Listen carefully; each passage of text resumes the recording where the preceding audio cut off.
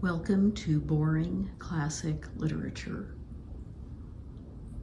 Today I'm reading The Selfish Giant by Oscar Wilde. Every afternoon, as they were coming from school, the children used to go and play in the giant's garden. It was a large, lovely garden with soft green grass. Here and there, over the grass, stood beautiful flowers like stars, and there were 12 peach trees that in the springtime broke out into delicate blossoms of pink and pearl, and in the autumn bore rich fruit. The birds sat on the trees and sang so sweetly that the children used to stop their games in order to listen to them. "How happy we are here," they cried to each other. One day the giant came back. He had been to visit his friend, the Cornish ogre, and had stayed with him for 7 years. After the 7 years were over, he had said all that he had to say, for his conversation was limited, and he determined to return to his own castle. When he arrived, he saw the children playing in the garden. "What are you doing here?" he cried in a gruff voice, and the children ran away. "My own garden is my own garden," said the giant. "Anyone can understand that, and I will allow nobody to play in it but myself." So he built a high wall all around it and put up a notice board. "Trespassers will be prosecuted." He was a very selfish giant. The poor children had nowhere to play. They tried to play on the road, but the road was very dusty and full of hard stones, and they did not like it. They used to wander round the high wall when their lessons were over and talk about the beautiful garden inside. "How happy we were there," they said to each other. Then the spring came, and all over the country there were little blossoms and little birds. Only in the garden of the selfish giant it was still winter. The birds did not care to sing in it as there were no children, and the trees forgot to blossom. Once a beautiful flower put its head out from the grass, but when it saw the notice board, it was so sorry for the children that it slipped back into the ground again and went off to sleep. The only people who were pleased were the snow and the frost. "Spring has forgotten this garden," they cried, "so we will live here all the year round." The snow covered up the grass with her great white cloak, and the frost painted all the trees silver. Then they invited the north wind to stay with them, and he came. He was wrapped in furs, and he roared all day about the garden and blew the chimney pots down. "This is a delightful spot," he said. "We must ask the hail on a visit." So the hail came. Every day for 3 hours he rattled on the roof of the castle till he broke most of the slates, and then he ran round and round the garden as fast as he could go. He was dressed in gray, and his breath was like ice. "I cannot understand why the spring is so late in coming," said the selfish giant as he sat at the window and looked out at his cold, white garden. "I hope there will be a change in the weather." But the spring never came, nor the summer. The autumn gave golden fruit to every garden, but to the giant's garden she gave none. "He is too selfish," she said, so it was always winter there. And the north wind, and the hail, and the frost, and the snow danced about through the trees. One morning the giant was lying awake in bed when he heard some lovely music. It sounded so sweet to his ears that he thought it must be the king's musicians passing by. It was really only a little linnet singing outside his window, but it was so long since he had heard a bird sing in his garden that it seemed to him to be the most beautiful music in the world. Then the hail stopped dancing over his head, and the north wind ceased roaring, and a delicious perfume came to him through the open casement.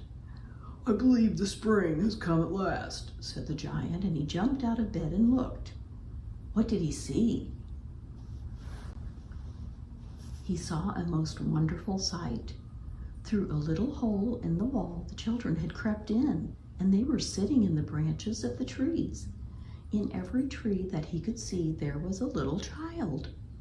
And the trees were so glad to have the children back again that they had covered themselves with blossoms and were waving their arms gently above the children's heads. The birds were flying about and twittering with delight, and the flowers were looking up through the green grass and laughing. It was a lovely scene, only in one corner it was still winter. It was the farthest corner of the garden, and in it was standing a little boy. He was so small that he could not reach up to the branches of the tree, and he was wandering all around it, crying bitterly. The poor tree was still quite covered with frost and snow, and the north wind was blowing and roaring above it. "Climb up, little boy," said the tree, and it bent its branches down as low as it could, but the boy was too tiny, and the giant's heart melted as he looked out. "How selfish I have been," he said. "Now I know why the spring would not come here. I will put that poor little boy on the top of the tree, and then I will knock down the wall, and my garden shall be the children's playground forever and ever." He was really very sorry for what he had done. So he crept downstairs and opened the front door quite softly and went out into the garden. But when the children saw him, they were so frightened that they all ran away, and the garden became winter again. Only the little boy did not run, for his eyes were so full of tears that he did not see the giant coming. And the giant stole up behind him and took him gently in his hand and put him up into the tree. And the tree broke at once into blossom, and the birds came and sang on it, and the little boy stretched out his 2 arms and flung them around the giant's neck and kissed him. And the other children, when they saw that the giant was not wicked any longer, came running back, and with them came the spring. "It is your garden now, little children," said the giant, and he took a great axe and knocked down the wall. And when the people were going to market at 12 o'clock, they found the giant playing with the children in the most beautiful garden they had ever seen. All day long they played, and in the evening they came to the giant to bid him goodbye. "But where is your little companion?" he said. "The boy I put into the tree." The giant loved him the best because he had kissed him. "We don't know," answered the children. "He has gone away." "You must tell him to be sure and come here tomorrow," said the giant. But the children said that they did not know where he lived and had never seen him before, and the giant felt very sad.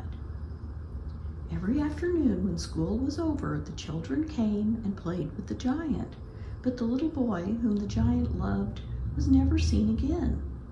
The giant was very kind to all the children, yet he longed for his first little friend and often spoke of him. "How I would like to see him," he used to say. Years went over, and the giant grew very old and feeble. He could not play about anymore, so he sat in a huge armchair and watched the children at their games and admired his garden. "I have many beautiful flowers," he said, "but the children are the most beautiful flowers of all." One winter morning he looked out his window as he was dressing. He did not hate the winter now, for he knew that it was merely the spring asleep and that the flowers were resting. Suddenly he rubbed his eyes in wonder and looked and looked. It certainly was a marvelous sight. In the farthest corner of the garden was a tree quite covered with lovely white blossoms.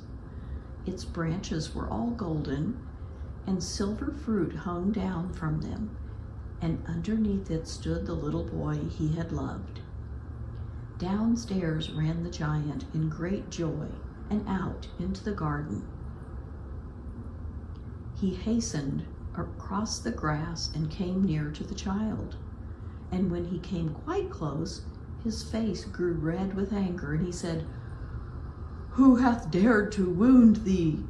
For on the palms of the child's hands were the prints of 2 nails, and the prints of 2 nails were on the little feet.